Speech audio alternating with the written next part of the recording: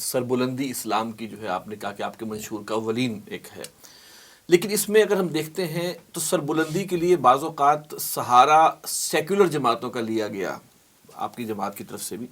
تو ان سے کیا امید تھی کہ وہ سربلندی کے لیے اسلام کے لیے کیا کریں گے؟ جو سیکولر جماعتیں ہیں ان کے منشور میں اسلام کی کوئی خدمت نہیں ہے۔ بڑا اچھا سوال ہے آپ کی طرف سے، لیکن گزارش یہ ہے کہ قومی اسمبلی اور سینٹ اور صوبائی اسمبلی میں فیصلے عدد کی بنیاد پر ہوتے ہیں، قلت اور کثرت کی بنیاد پہ ہوتے ہیں، یہ آپ کا دستور کہتا ہے۔ لازمی بات ہے کہ ہمارے ووٹ اتنے زیادہ تو ہوتے نہیں کہ جس کی بنیاد پر ہم وہاں پہ کوئی قانون سازی کر سکیں، ہمیں بہرحال ان کا تعاون کی ضرورت ہوگی۔ یہ بھی ایک حقیقت ہے کہ آخر وہ بھی مسلمان ہیں، کلمہ پڑھنے والے ہیں، دین کو جانتے ہیں، جب دین کا مسئلہ آتا ہے تو پھر ہمیں ان کی سپورٹ بھی مل جاتی ہے۔ میں اس کی بڑی مثال دینا چاہتا ہوں۔ سن 70 کے انتخابات میں ہماری مذہبی جماعتیں میدان میں اتریں، قومی اسمبلی بن گئی، قادیانیت کا مسئلہ قومی اسمبلی میں پہنچا، اور مرزا ناصر جب اسمبلی میں پہنچے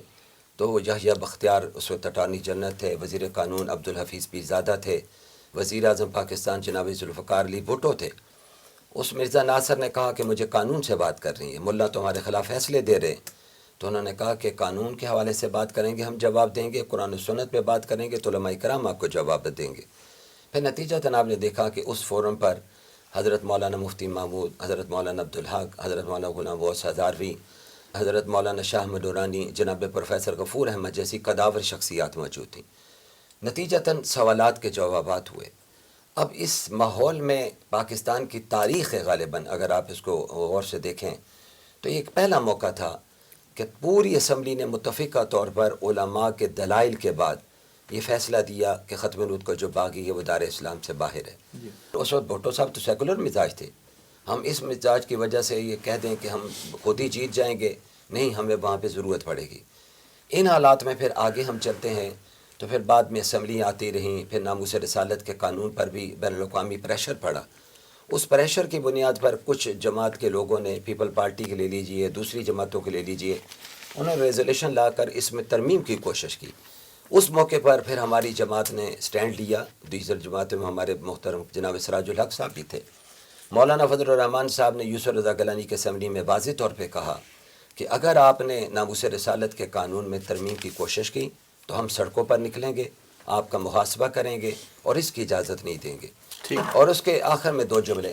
اس کا نتیجہ یہ ہوا کہ 2 ہم نے بڑے اجتماعات کیے، پراچا صاحب اس بات کے گواہ ہیں اور ہمارے علامہ صاحب بھی تشریف فرمائے، پروفیسر صاحب، کہ ہم نے کراچی میں ایک بڑا اجتماع کیا جی، اور دوسرا اجتماع لاہور میں مار روڈ پہ تھا۔ اس اجتماع میں ابھی مولانا صاحب کی تقریر شروع نہیں ہوئی، عوامی پریشر اس کو کہتے ہیں اور مذہبی قوت اس کو کہتے ہیں، اور ان میں بھی مذہبی آخر کر دین اسلام کی غیرت تو موجود ہے، آپ صرف تھوڑا سا اس کو پڑھانے کی ان کو کوشش کر لیں، اور نتیجہ یہ ہو کہ یوسف رضا گیلانی صاحب نے اعلان کیا کہ ہم قرارداد کو واپس لے رہے ہیں۔ یہ ہمیں کامیابی ملی۔ حالات ایسے نہیں ہیں کہ آپ واضح طور پہ بڑی اکثریت کے ساتھ وہاں پہ جا سکیں، اور ملکی الیکشن ماحول باوجود کہ پراچا صاحب کہہ رہے ہیں کہ آج وہ چیز نہیں ہے کہ اتنا پیسہ اور سرمایہ لگایا جائے، لیکن سرمایہ پھر بھی لگ رہا ہے، ایسا پھر بھی پورے طریقے سے لگ رہا ہے۔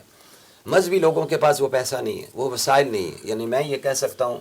کہ میرے جمعیت علماء کے لوگ اگر الیکشن لڑ رہے ہیں اور یہ دیگر یہ مذہبی جماعتیں بیٹھی ہیں، ہمارے پاس تو شاید پورے پین فلیکٹ پورے حلقے میں لگانے کے لیے وسائل موجود نہیں ہیں۔ ہمارے پاس ساتھیوں کو جا کر کسی جگہ چائے پلانے کے لیے وسائل موجود، لیکن ہم اللہ کی ذات پہ بھروسہ کر کے، کیونکہ اللہ کا وعدہ ہے اور پروردگار کہتے ہیں کم من فئۃ قلیلۃ غلبت فئۃ کثیرہ،